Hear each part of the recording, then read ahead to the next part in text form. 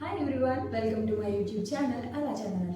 ఈరోజు ఈ వీడియోలో నా 2018 డిఎస్సి జర్నీ ఎలా జరిగిందో మీతో షేర్ చేసుకుందామని స్టార్ట్ చేశాను. సో ఫస్ట్ నా ఇంట్రడక్షన్ చెప్తాను. నా పేరు అనుచందన. నేను ప్రజెంట్ నర్సాపురం మున్సిపాలిటీలో ఎస్టీటీ కింద వర్క్ చేస్తున్నాను.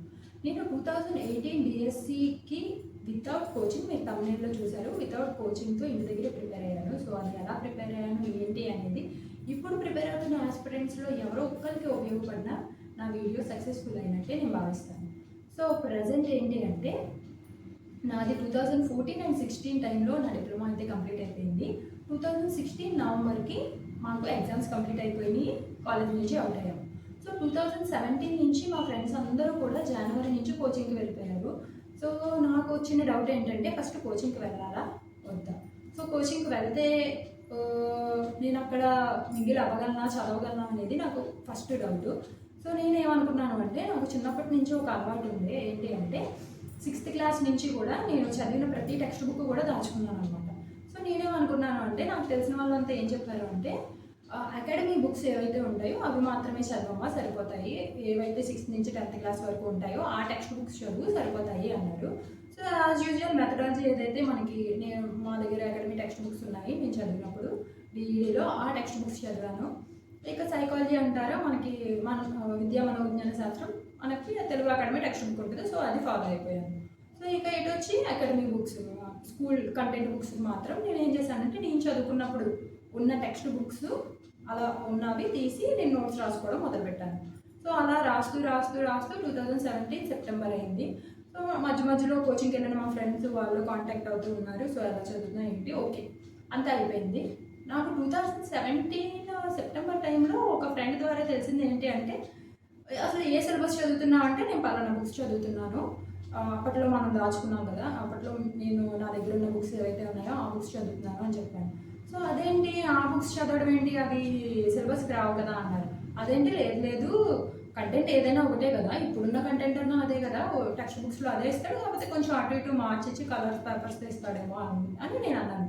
నేను చేసిన పెద్ద మిస్టేక్ ఏంటంటే నేను అప్పుడున్న టెక్స్ట్ బుక్స్ చూడలేదు. నేను 6th నుంచి 10th క్లాస్ వరకు లేదా 3rd నుంచి 10th క్లాస్ వరకు ప్రజెంట్ స్కూల్స్లో ఏ టెక్స్ట్ బుక్స్ ఉన్నాయో నేను చూడలేదు. నేను బ్లైండ్గా ఒకటి ఫిక్స్ అయిపోయాను, నా దగ్గర ఉన్న text books content same content ఉంటుంది, కాకపోతే కొంచెం అటు ఇటు మారుస్తాడేమో అనుకున్నా. కానీ అది చాలా పెద్ద మిస్టేక్ అయిందన్నమాట. సరే వాళ్ళు ఏదో తప్పు చెప్తున్నారులే అనుకున్నాను, ఇంకెవరిని అడుగుదామన్నా అప్పట్లో నా దగ్గర స్మార్ట్ ఫోన్ కూడా లేదు, జస్ట్ కీప్యాడ్ ఫోన్ ఒకటే ఉందన్నమాట. ఆ కీప్యాడ్ ఫోన్తో జస్ట్ కమ్యూనికేషన్స్ కోసం అది కూడా. సో ఇంకా ఇంత నెట్వర్క్ కానీ ఇంత ఇన్ఫర్మేషన్ కానీ నాకు అప్పుడు తెలియదు. సో తర్వాత నేను ఒక టెక్స్ట్ బుక్ అయితే తెప్పించుకున్నాను అనమాట. 6th క్లాస్ టెక్స్ట్ బుక్ కూడా తెప్పించుకుని చూసాను. సో చూస్తే టోటల్ షాక్ అనమాట. ఇక్కడ ఉన్న కంటెంట్ వేరే నేను చదువుతుంది, ఇందులో ఉన్న కంటెంట్ ప్యూర్ డిఫరెన్స్. నేను అన్ని సబ్జెక్ట్స్కి నోట్స్తో సహా అంతా రాసుకొని రివిజన్లో ఉన్నాను. ఆ టైంకి డిఎస్సి మూమెంట్ అంటే టెట్ మూమెంట్ వచ్చేసింది. సో టెట్ నోటిఫికేషన్ ఒక 1 or 2 వీక్స్లో ఇచ్చేస్తాడు అన్నప్పుడు నాకు ఈ విషయం తెలిసింది. ఇక నిజంగా లిటరల్గా చెప్తున్నాను, 2 days అసలు భోజనం కూడా చేయకుండా ఏడ్చాను అనమాట. ఏంటంటే అన్ని 6-7 months కష్టపడిన ఆ కంటెంట్ అంతా రాసుకున్నదంతా వేస్ట్, దేనికి పనిచేయదు. అది ఇక ఫ్యూచర్ కాదు కదా. అట్లీస్ట్ ఇప్పుడు డిఎస్లో 1% కూడా పనిచేయదని తెలిసినప్పుడు అసలు ఎంత బాధపడ్డానో నిజంగా నాకు మాత్రమే తెలుసు ఆ కష్టం ఏంటి అనేది. సో ఇక నెక్స్ట్ ఏం చేశాను అంటే టెక్స్ట్ బుక్స్ గ్యాదర్ చేశాను అనమాట ఒక 1 weekలో. ఇక ఫిక్స్ అయిపోయాను, ఇక అది పనిచేయదు పూర్తిగా, నేను రాసిన కంటెంట్ ప్యూర్ వేస్ట్. నాకున్నది ఎంత అంటే ఒక 2 months టైం ఉంది అంతే. ఎగ్జాక్ట్గా 3rd క్లాస్ నుంచి 8th క్లాస్ వరకు Telugu, English, maths, science and social మొత్తం 5 సబ్జెక్టుకి సంబంధించి కంటెంట్ మొత్తం రాసుకోవడానికి నాకు 2 months టైం ఉంది. ఇంత బ్యాడ్లోనూ నాకు ఒక ప్లస్ పాయింట్ ఏంటి అంటే నేను మెథడాలజీ బుక్స్ కంటెంట్ అంతా కూడా చదివేసి ఉంచుకున్నాను. అందులో నేను దానికి నోట్స్ రాయలేదు. కంటెంట్ మెథడాలజీ ఉన్న అకాడమీ బుక్స్కి నేను నోట్స్ రాయలేదు. సో సరేలే ఇంకా టైం ఉంది కదా, ఇవన్నీ మనం చదివినవే కదా అన్నట్టు నేను లెసన్ బై లెసన్ చదువుకుంటూ వెళ్ళిపోయేదాన్ని. అది ఒకటి ప్లస్ పాయింట్ అయింది.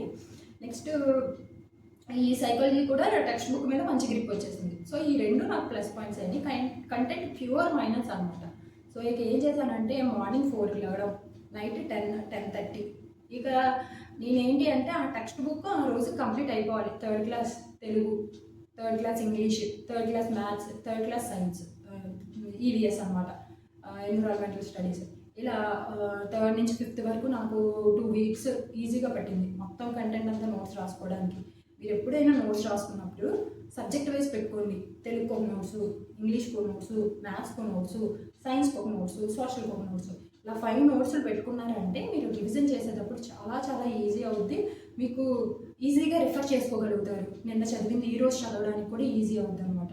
సో అది మాత్రం గుర్తుపెట్టుకోండి. ఒకవేళ ఇప్పుడు ప్రిపరేషన్ ఎవరైనా స్టార్ట్ చేస్తుంటే కనుక ఇది మా best suggestion. Notes compulsory prepare చేసుకోండి. ఈవెన్ మెథడాలజీస్ కూడా, నేను మెథడాలజీస్ నోట్స్ ప్రిపేర్ చేసుకోకపోవడం వల్ల ఎగ్జామ్ రివిజన్ టైంలో చాలా స్ట్రగుల్ పడ్డాను.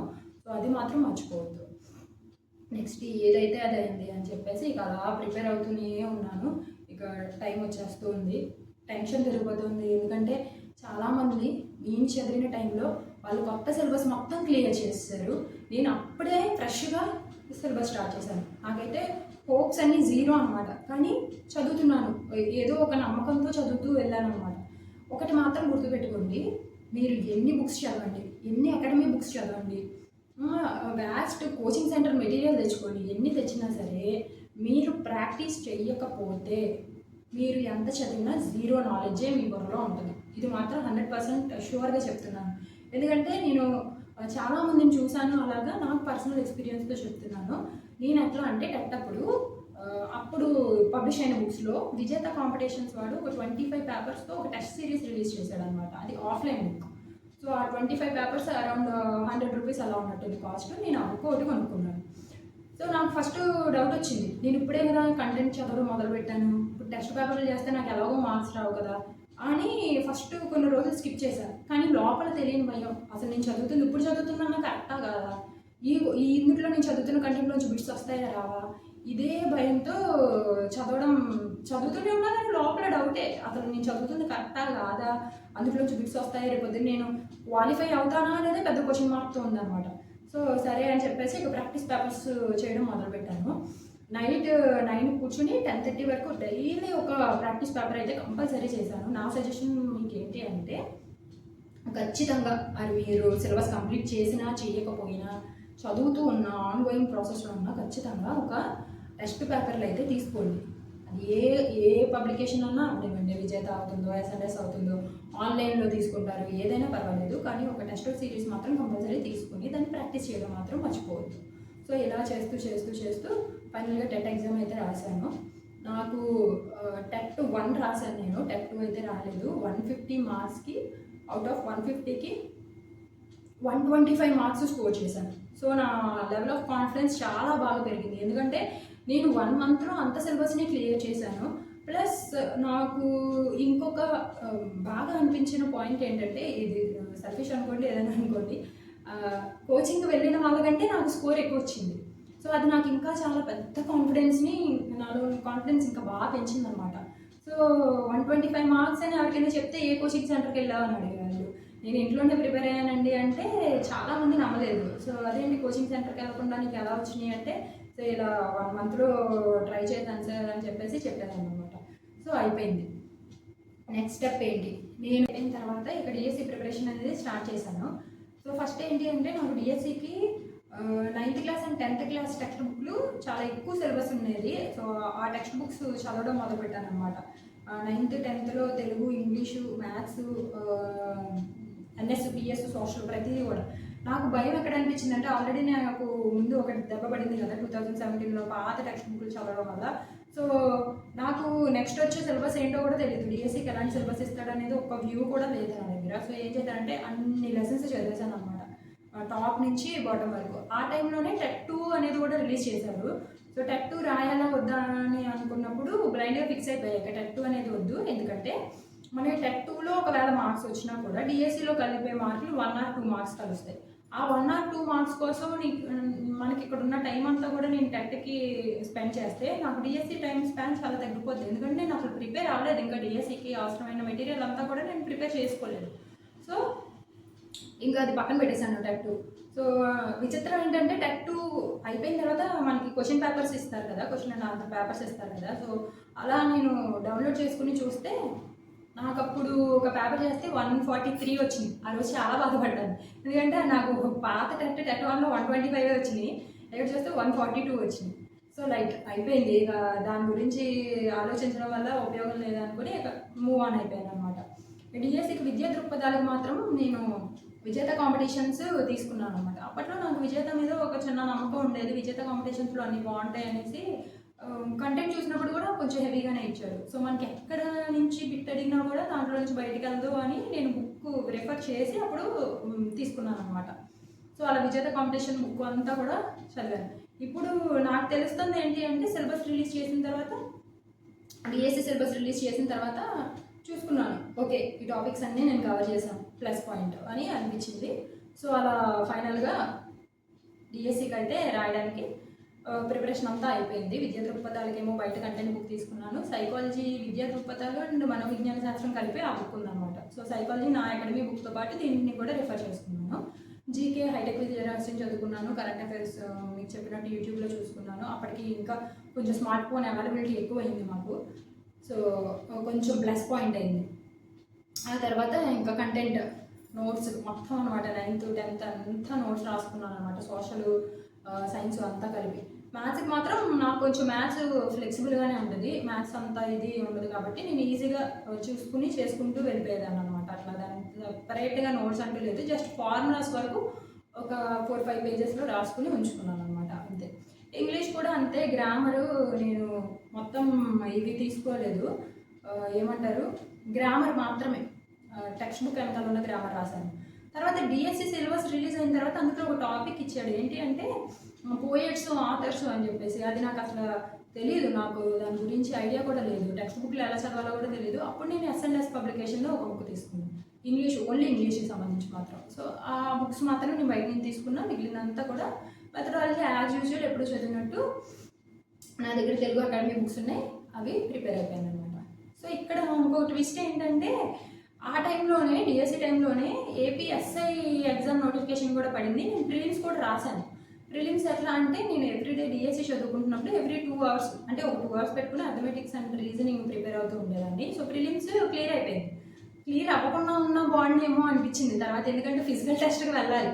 ఫిజికల్ టెస్ట్ ఎప్పుడు వచ్చింది? January 25th నాకు ఫిజికల్ టెస్ట్ వచ్చింది. January 31st DSC exam. So అయిపోయింది ఇక.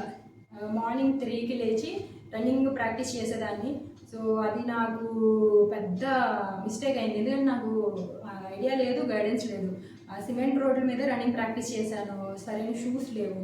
సో అది ఏమైందంటే కాలు కొంచెం ఫ్రాక్చర్ అయింది. అప్పుడు ఇంకా లైట్ వదిలేశాను, ఇక ఫిజికల్ టెస్ట్ వదిలేశాను. కానీ ఛాన్స్ వచ్చింది కదా, వదులుకోకూడదు కదా అని ఆ టైంకి రికవర్ అయ్యాను. January 25th వెళ్ళి అటెండ్ అయ్యాను.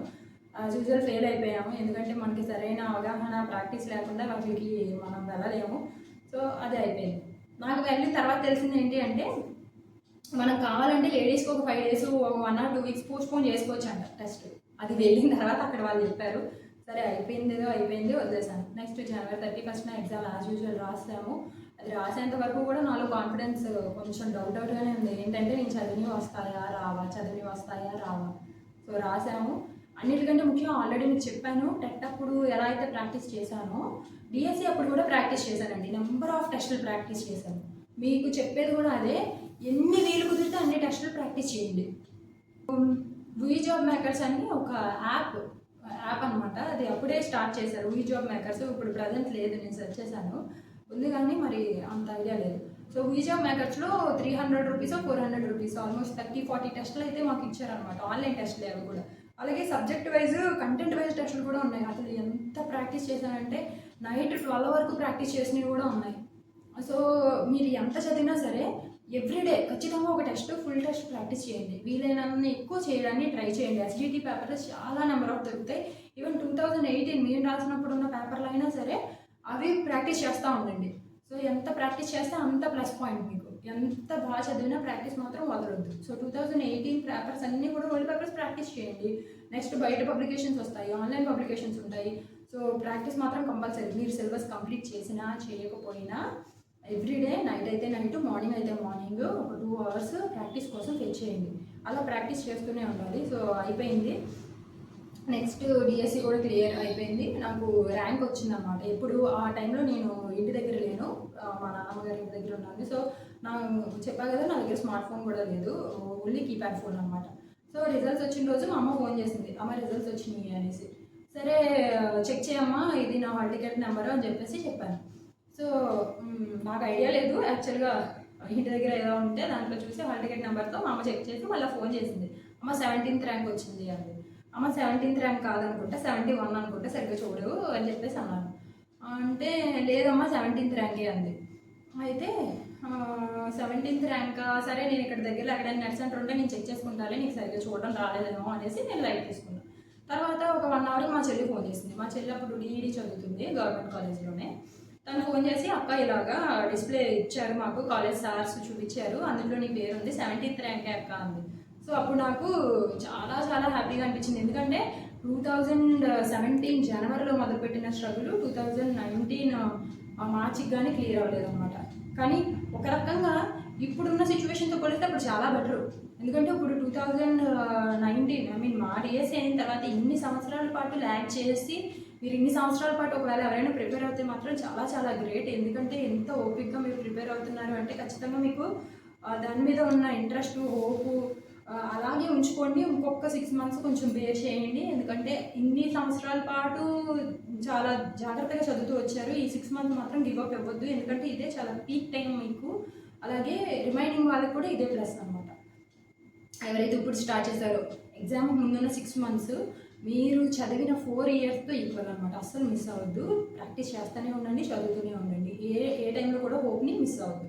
సో నాకు ఇలా 17th ర్యాంక్ వచ్చిన తర్వాత కొంతమంది ఫోన్ చేసి, అమ్మ నీకు 17th ర్యాంక్ వచ్చింది కదా, జాబ్ వస్తుందంటావా అన్నారు. అదేంటి సార్, ఉన్న పోస్టులు 60 ఉన్నాయి కదా సార్, నాకు ఈజీగా రావడానికి అవకాశం ఉంటుంది కదా సార్ అంటే, లేదమ్మా నీది ఓపెన్ కేటగిరీ, రాష్ట్రంలో వచ్చినప్పుడు వెనక్కి వెళ్ళిపోద్ది అన్నారు. రాష్ట్రం అంటే ఏంటి సార్ అన్న. నాకు అప్పుడు అవేం తెలియదు. 17th ర్యాంక్ వచ్చింది, జాబ్ వచ్చేస్తుంది, ఇదే తెలుసు. కానీ తర్వాత తెలిసింది ఏంటంటే రాష్ట్ర సైకిల్ అనేది ఒకటి ఉంటుంది. దాంట్లో రిజర్వేషన్ వైజ్ మనకి సైకిల్ వస్తుంది. సో దాని ప్రకారం మన ర్యాంక్ వస్తుంది. అది ఒరిజినల్ ర్యాంక్, మన మెరిట్తో వచ్చిన ర్యాంక్ కాదు, మన రాష్ట్రంతో వచ్చిన ర్యాంకే అసలైన ర్యాంక్. సో దాని ప్రకారమే నాకు అప్పటికీ డౌట్గానే ఉండేది. కౌన్సిలింగ్ అయ్యి నాకు అలాట్మెంట్ ఆర్డర్ వచ్చేంత వరకు కూడా నాకు డౌటే. సో అలాగే రాష్ట్ర పాయింట్లో నాది కౌన్సిలింగ్ టైంలో 35కు వెళ్ళిపోయింది. సో పోన్లే 35 అన్నా వచ్చింది అట్లీస్ట్ అనుకొని అప్పుడు నాకైతే నర్సాపురం పోస్టింగ్ వచ్చింది. అప్పటి నుంచి కూడా 3 years అయితే కంప్లీట్ అయింది నాకు ఇక్కడ జాబ్ వచ్చి. సో ఇది నా డిఎస్సి జర్నీ. సో ఎంతో ఓపిక్గా చివరి వరకు చూసిన వాళ్ళకి చాలా చాలా థ్యాంక్స్. ఎందుకంటే మీ టైం నా జర్నీ వినడం కోసం స్పెండ్ చేశారు. సో ఈ వీడియో వల్ల మీకు ఎంతో కొంత ఉపయోగం ఉంటుందనే ఉద్దేశంతోనే నేను ఈ వీడియో చేశాను. ఇన్ కేస్ మీకు ఎప్పుడైనా ఈ మొత్తం వీడియోలో ఏదైనా మంచిగా అనిపించింది, నాకు ఈ పాయింట్ యూజ్ అవుతుంది అంటే అది కామెంట్ చేయండి. అలాగే లైక్ చేసి, షేర్ చేసి, సబ్స్క్రైబ్ చేయండి. మీకు ఎలాంటి టాపిక్ కావాలి అనుకుంటున్నారో అది కామెంట్ సెక్షన్లో కామెంట్ చేస్తే ఇన్ కేస్ నాకు నెక్స్ట్ వీడియోకి కంటెంట్ ఏం కావాలి అనేది నేను మీ కామెంట్స్ ద్వారా నేను చూస్తాను. అలాగే ఈ వీడియోని సపోర్ట్ చేయండి. Thanks for watching.